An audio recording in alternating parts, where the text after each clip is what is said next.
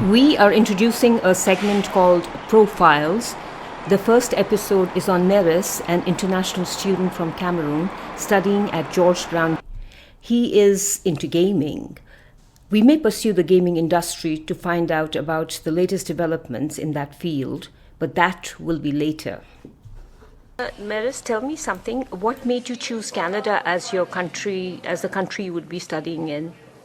Well, I had gotten a lot of reviews from other Cameroonians, other people from my country who would come here, and also it was kind of easier for me to come here because I already have like family here, and I didn't know any better place. And I also heard like the gaming industry, which I want to pursue a career, and it's actually like profiting a lot. And luckily and coincidentally for me, it was gaming is one of my passions. So. Coming here was like a dream and an opportunity at the same time. It was like two of those collide and make things happen. What were your first impressions? Tell me the first impressions. First, your expectations, I guess, were really would have been great. But when you came down, what was your first impression? First impression about Canada, like the system here is it's so organized. Like it's completely different. It's a completely different climate, completely different atmosphere in all aspects. Socially, like the people here are so different, so diverse, so diverse and like united at the same time. Like they don't have a problem with being diverse. Like they're so peaceful about it. But while back in my country, which is it's not a negative thing, but everyone there is like they're just one way. They're just alike in almost everything they do. So coming to Canada, and even before coming, I had already heard and seen people say that Canada is like one of the most diverse countries in the world, and the most diverse and most peaceful about it. So when I came only at the airport, I already see like even the cops, like the security personnel at the airport, they're all friendly, like they're from different places. You mustn't be a Canadian to work here. It was complex, but it was generally a very good first impression for me. So you've been here 5 months. Yeah. What are your impressions now? Have they changed, or they're still the same? Oh no, it hasn't by far. I mean, like after being here for like 5 months, I have come to see like a few of the negative parts, a few parts of Canada that aren't that good. Especially as I live here now and I see things every day. But generally, it's still a very good place. People here are so warm, so friendly, so polite. Even if you're doing something wrong, like they'll find the best way to put it to you, because no one wants to get hurt. No one wants to. No one wants another person to feel bad. They're all like united in a way, even if they're personally apart or they have their different thing going on. They're all at peace and at harmony with each other. So what you said, there is a certain bit of negative experience or impression that you gathered. Could you elaborate on that? Well, before coming to Canada, I only knew about Canada in the movies. Like before I ever came here for my first time, so I knew like Canada was quite a heaven, not heaven, of course, but heaven in terms of development, advancement. So when I came here, I was shocked to see like there's a lot of homeless people, a lot of drug addicts, a lot of I don't know. As much as they're diverse, and organized, they're also lax on certain things, which I don't know leads people astray. You have a lot of homeless people. Some of them are drug addicts, some of them are aggressive, and almost every day, like I hear sirens every day. Like there's always something happening, even if it's a false alarm. Even if it's a false alarm, there's always something happening. You never like. There's always something to take care of. So you kind of feel scared, or what? Or you feel deterred? I don't feel scared because it's only frequent. The problem is it's too frequent, but the kind of things that happen are not too different from my country and other countries in the world. These are things I saw every day before coming. Those are things I've seen every day in other places as well. So the only problem is like the frequency, not the gravity. Yes, it's true. Some cases are extreme, but well. What is the most extreme case that you've seen here that kind of sticks in your mind? Well, I have seen stabbings on the news at the TTC, like the subway service. Well, that's what most of us students and populace use here every day to get to work, go back home, go to your various places to commute. And that's also where some of these things happen. Sometimes I usually see cops at the station investigating a murder or aggressive behavior. Like, it's always gruesome. There's always blood, or there's always assault. There's always physical violence happening. Well, and sometimes some people also act on I don't know. They also act on impulse, like just to do wrong at the slightest. So, Maris, let's talk about the social milieu that you found here in Canada. How different or shocking was it? Because this is a country where a lot of things are happening. You have a lot of socio-economic evolution taking place. People say it's a very developed country. It is developed, but every developed country too has its own evolutionary process. Let's talk about the social milieu. What did you come across? Well, here in Canada, I have come across so many different religions. I personally am Christian from back in my country. I come from a Christian background, but coming here, I have seen Christianity, Islam. We have Islam too, though. Atheist people. I don't know if to call them pagans. We have so many different religions. Even Satanism. We have the Hindu, the Sikh. It's Let's talk about Satanism. How do you come across Satanism in Canada? Oh, I have seen a lot of posts on social media. I have seen some people with tattoos, and they usually yell out loud, or they preach, or they're peaceful about it. But I don't know. As a Christian, it's something completely adversary. So I don't tend to look at it too much or judge the people. Like, I don't know what the reason for doing that could ever be. How much were you exposed to it? Tell me what you know about it. Honestly, I have only been exposed to the media about it. It's rare before I actually see. It's rare before I see most of these people in person. What are the other issues, social issues, that were completely alien to you or sort of alien to you there in your home country? Yeah, we also have the LGBTQ. Well, I did know about it before coming here, but I had no chance to to know it better till I came here, because back in my country it's completely forbidden. They kill such people there. I personally don't judge. I mean, people have their reasons for being who they want to be, but as a Christian and as someone from Cameroon, those are things that are completely prohibited. If they catch you, they kill you. Like I discovered here, when you talk against the LGBT, they cancel you, but back there, it's like the reverse. If you're LGBT, they cancel you too, and they may kill you as well. That's how terrible it was back there. So I grew up in a society that fears such. When I came here, I was surprised at how open they are about it, how direct they are, how free people are about it, how peaceful they are, how they relate being gay and being different sexualities and genders at the same time.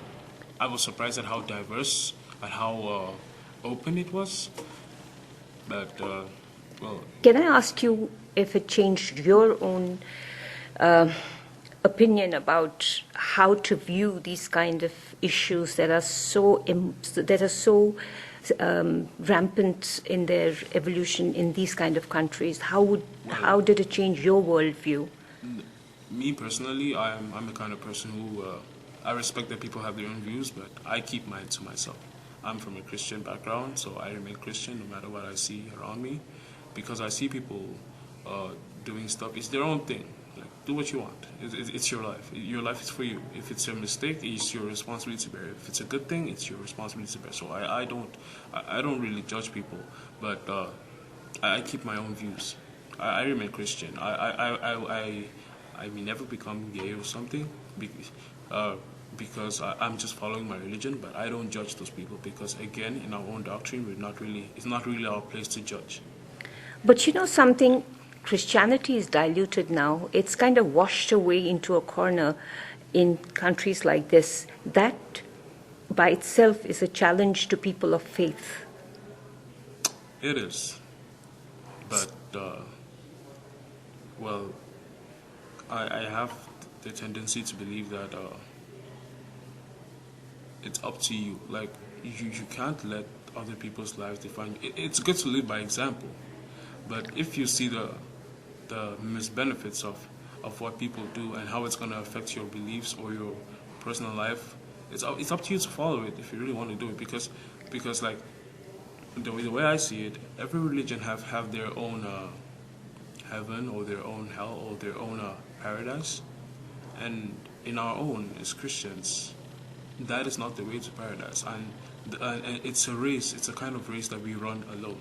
We may meet other people, but the race is like the word is ours. Ours personally. So I know that it's kind of a challenge to other Christians out there, but the way I see it, I have to continue my faith. If I could ever make someone view things the way I do, sure, no problem. I'd love to share with them, but But you know, because there is, oh, that's sorry. a, sorry, go ahead. Sorry, because it's a Christian thing to do. But if they don't want to, I am not obliged to force people or to follow them as well. I'll just continue being Christian. But there's a lot of peer pressure at your age. You're so young and you're from outside, and there's so much of peer pressure. And half the things that are happening in this country, in this beautiful country, are because there's peer pressure, and people at a younger age, they just get swayed, and it's the in thing, and you can't do this, and you are bullied if you change. How do you manage to stay true to your inner core? I can't really say anything about that because I haven't been in a situation like that yet. I haven't, ever since I came here, I haven't been in a situation where peer pressure is holding me down on my beliefs. Like, I have come to see Canada as like truly diverse. If you want to be this, okay, fine, be that. No one is gonna judge you. Like they legally have no right to. If they do, they get cancelled. Like cancel culture. So yeah, I know peer pressure affects people. Like you always want to fit in, but I haven't been in that. I haven't found myself in that scenario yet, where I'm struggling to fit in and I find myself doing something which I normally believe is absurd or alien or not right. I haven't been in that situation yet, so I can't really say much about it. But diversity also brings with it a different social, economic outlook. Have you faced that? Different religions bring their own kind of diverse ideologies, different kind of outlook towards life. They always do. They always do. But I've noticed they do it in such a way that they're not compelling you to join them, or they're not compelling you to. They're not saying you're a fool or you're an outcast if you don't join them. That's how free it is. Like it has given room to many different kind of people, even the controversial ones, to come in with their own opinions. But I notice it's a system where you're not allowed to force someone to change your opinion. You can suppose your own if you want to, but no one has to force another person. And as far as gaming goes, what do you learn? What's the kind of gaming that you're learning? I'm here at George Brown to study game programming, and well, we do a lot of code. We use C++. Yeah, as school can be for everyone at a certain point, it can be tough, but it's on overall it's an amazing program for me. What's a game that you have in mind that you want to develop? Me? Yeah. Well, honestly, I don't have as much of a blueprint yet, but I do have inspirations, like from different games that people have made. So what's your, not just inspiration, ultimate goal? I want to get into the game industry. I want to make like a game. I have seen great games, but they're always lacking one thing that another great game has. and that one lacks another thing that another great game has, and so on and so forth. So I want to be able to make a game that has all my favorite things inside one day, and I want to market it. I want to be able to make money out of it. That leads me to the question that gaming is one of the worst kind of distractions that any younger student going to school, primary school or middle school, has. How guilty do you feel that the gaming industry has stolen many students from their books, from their schools, and drained a lot of budgets in families? Well, if gaming has to serve as a distraction, that is not a lie. But I personally don't think it's the worst kind of distraction out there. If it comes to finances, it just depends on where you're playing. Because I know there's people out there who usually bet on games, or they make gaming competitions. People usually come up with prizes. So it depends on how you're playing it. If you're playing it just for playing sake, or you actually want to make money out of it, because I know there's gamers out there who stream and they make money. So I personally, yeah, I do feel guilty. It's a distraction sometimes, and if you're not careful, you could get addicted. But I mean, every passion has its perks and its disadvantages, right? There's also an allegation against the gaming industry that there are certain games, even Call of Duty, for instance, which are that are leading to a lot of violence and a lot of social issues. You know, everybody wants to pick up a gun, and we all talk about gun control, but we never talk about the gaming industry that is ruining young minds, developing minds. I also can't say a lot about that because I games like that, yeah, sometimes it gives me my own personal tips in case there was a war one day, but I don't see it as a reason for me to start such a war. I personally purely see it as another form of entertainment, just more active. Yeah, sometimes just violence. That is why they usually set age groups, like age limits because they believe people at certain ages could understand better why they should play it strictly for entertainment and not as a means to apply it in real life. Where do they get the investment from? And also, there is this entire question that people like me would ask as to why would the gaming industry not make it less violent and more educational? Why are we not investing in games that are more educational? Nobody has a dream of making, because it doesn't have a market out there. This is how the gaming industry is changing the world. We are subtly, psychologically twisting minds to understand what violence is all about.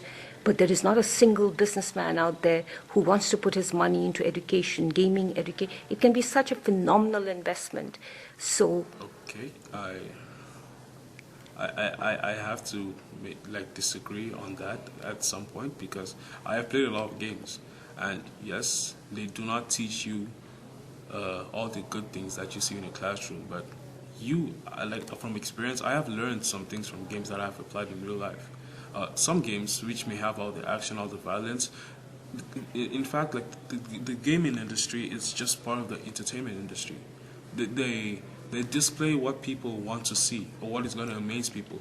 So it's not different from the music industry or the comedy industry. They just want to make people smile, put a smile on people's faces. They just want to make people happy as well. It's true. They do bring in violence or some other controversial things, but they're also trying to make market from it. You know, like the highest bidder gets the best price. So they want to put what's gonna attract people more in their own light to make more money. You know, it's simply about business to me, and also I have to say it's educative because in some games you have some games do highlight people from real life who have done real things and have said like real what? things. Like which game? Which is the popular? What are the popular Okay, games now? I personally have played a game like Metal Gear Solid by Hideo Kojima. He's a Japanese game designer. So it's an action game where you have a lot of this shooting and stuff, but it's also a game that goes through historical events like a post World War and Cold War, where you have a lot of philosophers who are trying to alter who are trying to impact the society, and then you have a lot of people say things, and people talk about societal issues. Like you have this guy, you have them highlight a philosopher called Emil Cioran, who talks about the native tongue. And if I'm not mistaken, he did say at a moment, he was like, make no mistake, our native tongue is our true fatherland. So the game is basically based on people who try to suppress other cultures and bring in their own, and that is a philosopher who is who is trying to put out the importance of people's personal cultures out there, like to make sure their cultures are not wiped away by English people or by a stronger and more influential culture. So, as a personal example, that's something I learned from playing the game. I originally went to the game just for entertainment and because I love games like that, but I'm also the storyline kind of person, and that's what I discovered. So I have to disagree with you a lot, because some games you do learn from them. Even the Call of Duty, I'm just not. I wasn't expecting this, so I don't have enough examples for you. But I have learned something from Call of Duty too.